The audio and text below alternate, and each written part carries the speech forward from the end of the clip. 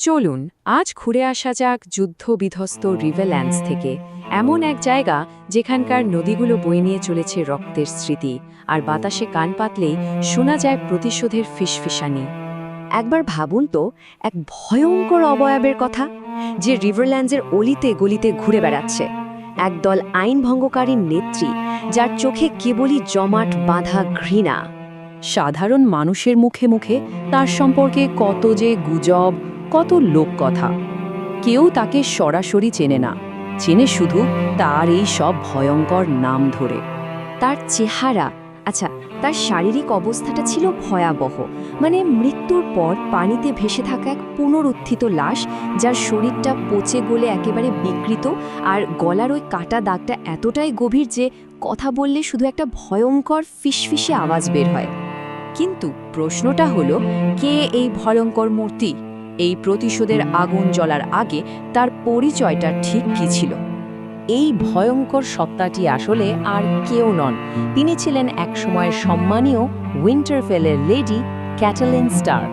ভাবা যায় তার আগের জীবনের পরিচয় আর এখনকার এই বিভৎস রূপ, দুটোর মধ্যে পার্থক্যটা যেন আকাশ পাতাল।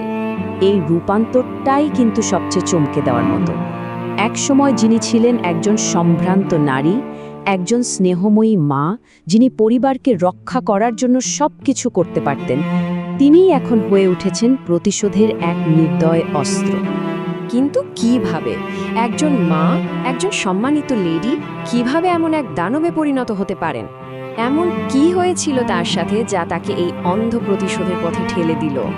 এর উত্তরটা লুকিয়ে আছে ক্যাটেলিনের জীবনের সবচেয়ে ভয়াবহ একটা ঘটনায়, যে ঘটনাটা ইতিহাসে কুখ্যাত হয়ে আছে রেড ওয়েডিং বা রক্তাক্ত বিয়ে নামে।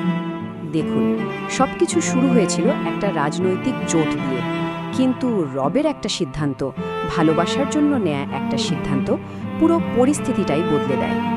ফেনরা এই অপমান ভোলেনি, আর তার ফলস্বরূপ তারা এক বিয়ের অনুষ্ঠানের আড়ালে সাজিয়েছিল এক নির্মম হত্যাকাণ্ডের ফাঁদ। এই কথাগুলো ছিল একজন মায়ের শেষ মরিয়া চেষ্টা। নিজের ছেলেকে বাঁচানোর জন্য তিনি ওয়াল্ডার ফ্রের নাতিকে পণবন্দী করেছিলেন, কিন্তু তার সেই আকুতি কেউ শোনেনি। ছেলের মৃত্যু দেখে ক্যাটেলিন তো তখন শোকে প্রায় পাথর। এরপর তাকেও নির্মমভাবে হত্যা করা হয়। এখানেই শেষ নয়, তার মৃতদেহকে চরম অসম্মান করে ছুঁড়ে ফেলা হয় নদীতে। এখানেই লেডি ক্যাটেলিনের মৃত্যু হয় আর জন্ম হয় এক দানবের। কিন্তু গল্পটা এখানেই শেষ হয়ে যায়নি, বরং এখান থেকেই এক অবিশ্বাস্য অলৌকিক অধ্যায়ের শুরু। ক্যাটেলিন স্টার্ক মৃত অবস্থায় থাকেননি। তার ফিরে আসার পথটা কিন্তু মোটেই স্বাভাবিক ছিল না। 3 দিন ধরে তার লাশটা নদীতে ভাসছিল। ব্রাদারহুডের থোরস্ত তাকে ফিরিয়ে আনতেই চাননি। শেষে লর্ড বেরেক ডন্ডারিয়ান নিজের জীবন দিয়ে তাকে ফিরিয়ে আনেন, কিন্তু যা ফিরে আসে তা আর আগের মতো ছিল না। কিন্তু যে ফিরে এলো, সে আর আগের ক্যাটেলিন ছিল না, ছিল শুধু একটা খোলস, যার মধ্যে ভালোবাসা, মায়া, দয়া এসবের কোনো স্থান নেই। তার পুরো সত্তা জুড়ে ছিল শুধু মৃত্যুর মুহূর্তে অনুভব করা সে তীব্র ঘৃণা আর প্রতিশোধের আগুন। তার এই ভয়ঙ্কর পরিবর্তনের পেছনের কারণটা ঠিকভাবে বুঝতে হলে আমাদের একটু পেছনে ফিরে তাকাতে হবে।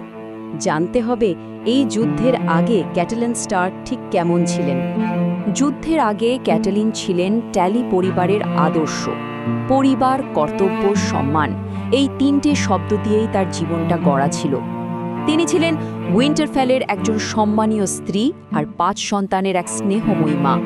তার পুরো পৃথিবীটাই ছিল তার পরিবারকে ঘিরে, আর সেই পরিবারকেই তার চোখের সামনে টুকরো টুকরো করে দেওয়া হলো। আর এখানে লুকিয়ে আছে তার ট্র্যাজেডির মূল কারণটা। তার সবচেয়ে বড় শক্তি পরিবারের প্রতি সেই গভীর ভালোবাসা। সেটাই এখন রূপান্তরিত হয়েছে প্রতিশোধের এক সর্বগ্রাসী অন্ধ ক্ষুধায়। তবে এখানে একটা মজার ব্যাপার আছে। যারা শুধু টিভি সিরিজটা দেখেছেন তারা কিন্তু লেডি স্টোনহার্টের গল্পটা জানেনই না, কারণ বই আর সিরিজের গল্প ঠিক এই মোড় থেকে এই দুটো একেবারে ভিন্ন পথে এগিয়েছে। ব্যাপারটা হলো, বইয়ে ক্যাটেলিনের গল্প রেড ওয়েডিংয়ে শেষ হয়নি, বরং ওখান থেকেই তার এক নতুন আরও ভয়ঙ্কর অধ্যায় শুরু হয়। সে ব্রাদারহুডের নেত্রী হয়ে ফ্রে, বোল্টন আর ল্যানেস্টারদের খুঁজে খুঁজে হত্যা করতে থাকে, কিন্তু টিভি শোতে তার চরিত্রকে ওখানেই শেষ করে দেয়া হয়। এখন প্রশ্ন আসতেই পারে, কেন বাদ দেয়া হলো? টিভি সিরিজের নির্মাতাদের যুক্তি ছিল, একজন গুরুত্বপূর্ণ চরিত্রকে ফিরিয়ে আনলে গল্পের মধ্যে মৃত্যুর যে ভয়াবহতা সেটার গুরুত্ব কমে যেতে পারে। তারা চেয়েছিলেন রেড ওয়েডিংয়ের সেই মর্মান্তিক প্রভাবটা দর্শকদের মনে গেঁথে থাকুক। মজার ব্যাপার কি জানেন? বইয়ের লেখক জর্জ আর মার্টিন নিজে কিন্তু এই সিদ্ধান্তের একদম বিরুদ্ধে ছিলেন। তিনি চেয়েছিলেন স্টোন হার্টের গল্পটা পর্দায় আসুক, কিন্তু শেষ পর্যন্ত টিভি সিরিজের নির্মাতাদের সিদ্ধান্তেই চূড়ান্ত হয়। তাহলে বইয়ের গল্পে লেডি স্টোন হার্ট চরিত্রটির আসল তাৎপর্যটা কি? তার এই প্রতিশোধের উত্তরাধিকার আমাদের ঠিক কি বলে? লেডি স্টোন হার্ট আসলে শুধু একটা প্রতিশোধপরায়ণ ভূত নন, তিনি যেন অবিচারের এক জীবন্ত প্রতীক। তার গল্পটা আমাদের দেখায় যে ন্যায় বিচার যখন পাওয়া যায় না, তখন মানুষের গভীরতম দুঃখ আর শোক ও কতটা ভয়ঙ্কর ঘৃণায় রূপান্তরিত হতে পারে। শেষ করার আগে একটা প্রশ্ন রেখে যাওয়া যাক, লেডি স্টোনহার্ট যা করছেন তাকে কি ন্যায় বিচার বলা যায়, নাকি এটা শুধুই অন্ধ প্রতিশোধ? আর এই দুইয়ের মধ্যে পার্থক্যটাই বাকি, এটা কিন্তু ভাবার মতো একটা বিষয়।